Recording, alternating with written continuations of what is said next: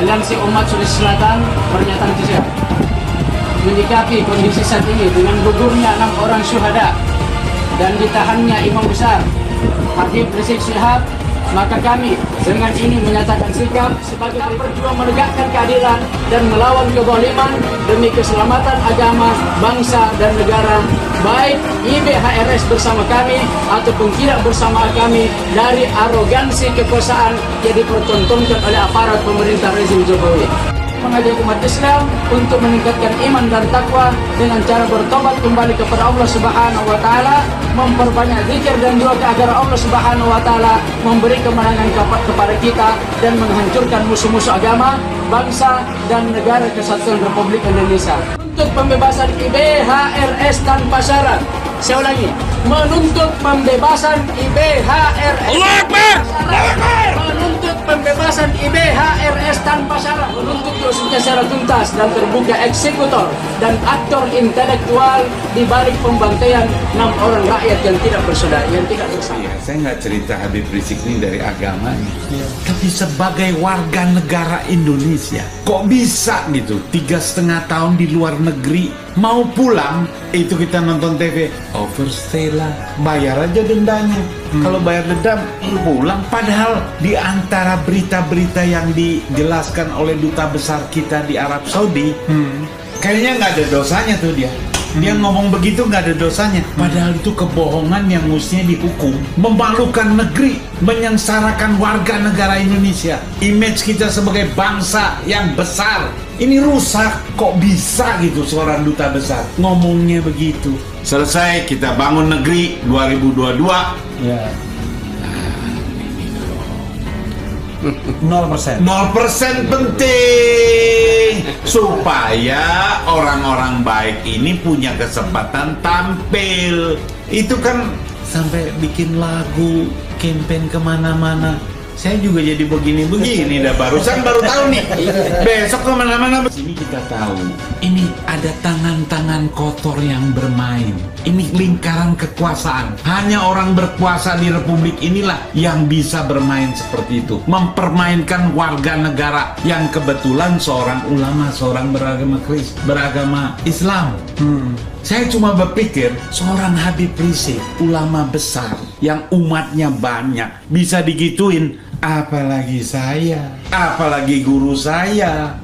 Ini saya kepikir, waduh, biku gue juga besok bisa diginiin. Nah, ini yang bikin saya terus prihatin. Kita nggak boleh diem. Kalau kita diem ini kita salah. Saya ikut begini. Presiden threshold 0%. Ikut juga mau memberantas korupsi. Tapi tetap kebayang-bayang. Ini ada kasus depan mata kita. Seorang yang diperlakukan seperti itu, hak-haknya diambil, kesalahan-kesalahannya nggak salah dicari-cari, kok kita diem aja? Nah, ini yang menggelitik saya gitu. Penasaran juga. Saya termasuk yang teriak itu udah dari awal loh. Dari Pak Prabowo ketemu Pak Jokowi di MRT, saya teriak dulu. Oke lah, mau ketemu, mau makan nasi goreng bareng. Tapi balikin dong Habib Rizik. Saya sampai ngomong sama Pak Amin Rais, Pak balikin Pak, kasih tahu Pak Prabowo. Tapi ya memang nggak tahu ya kenapa terus udah balik kita udah happy. Apalagi Menko Polhukam udah bilang boleh, kita udah jemput. Saya beragama Buddha tapi saya simpatik. Ini orang luar biasa, bisa bertahan, difitnah, dimacem-macemin satu keluarga loh. Tapi dia masih milih pulang. Walaupun banyak yang warning, saya ini yang termasuk dimarahin. Dius, lu teriak-teriak balikin. Ntar kalau balik ditangkap lu gimana lu? Tanggung jawab lu. Banyak yang marahin saya. Ini udah diincar. Nah maksud saya kan nggak boleh dong negara. Masa kita diem aja? Khususnya yang berkuasa sekarang ya Pak Jokowi. Yang pernah saya kenal itu namanya Joko Widodo. Dari wali kota di Solo sekarang jadi Presiden Republik Indonesia udah periode kedua. Masa yang gini nggak bisa beres? Ini nggak boleh diem. Saya berharap ya, ini saya akan sampaikan bagaimana caranya lah. Saya yakin Kapolri bisa mengizinkan Penghargaan ini ya? Penghargaan ini. Karena bukan main-main. Yang neken ini bukan orang sembarangan. Refri Harun, ini pakar hukum, jagoan. Saya sembarangan orangnya. Artinya ya bukan kaleng-kaleng lah, kalau istilah bahasa apa tuh? Bukan kaleng-kaleng. Ini orang serius, nggak mungkin beliau mau tanda tangan. Natalius Pigai, malam-malam loh dia tahu ini ada di sini. Bung Lius, saya mau tanda tangan. Dia tanda tangan. Riza Ramli tanda tangan. Rocky Gerung tanda tangan. Jadi ini sinyal bangsa ini harapannya masih tinggi. Rakyatnya masih peduli. Banyak ini yang nungguin. Nah, kan kita nggak mau mesti ribut-ribut, mesti demo lagi, mesti teriak-teriak. Kita ketuk hati para penguasa. Udahlah, jangan cari-cari. Oposisi itu biasa. Dialog, rembuk, itu malah penyelesaian yang baik. Saya kira ya, ini orang yang tanda tangan, kalau diundang ke istana ngobrol sama Pak Presiden, ini urusannya beres. Habib Rizik, kehormatannya dikembalikan, direhabilitasi. Akuin aja lah, kalau kemarin-kemarin ada kekeliruan. Bangsa yang besar mesti berani ngaku salah, baru dia bisa hebat, baru dia bisa memperbaiki. Jangan berasa salah tapi terus saja membohongin rakyatnya supaya kelihatan hebat, kelihatan bener. Istilahnya ya tobat kali ya. Kalau buat saya di Buddha sih tobat biasa itu. Salah kita ngaku, kita bertobat. Di Islam tuh bisa tiap hari juga itu. Ada juga ya. Nah, Iya. ini sebelum ganti tahun. Ini kan kita udah memasuki tahun baru. Udahlah, ini diselesaikan. Habib Rizik direhabilitir, diajak kongko. Saya kira setengah persoalan bangsa ini selesai. Yang beda pandang, ajak kongko. Apa sih, gimana kita memperbaiki? Sama-sama selesai nih. Kita bisa bangga, punya kebanggaan sebagai bangsa Indonesia. Nah, ini penting. Jadi saya pikir saya jadi rajin ke sini.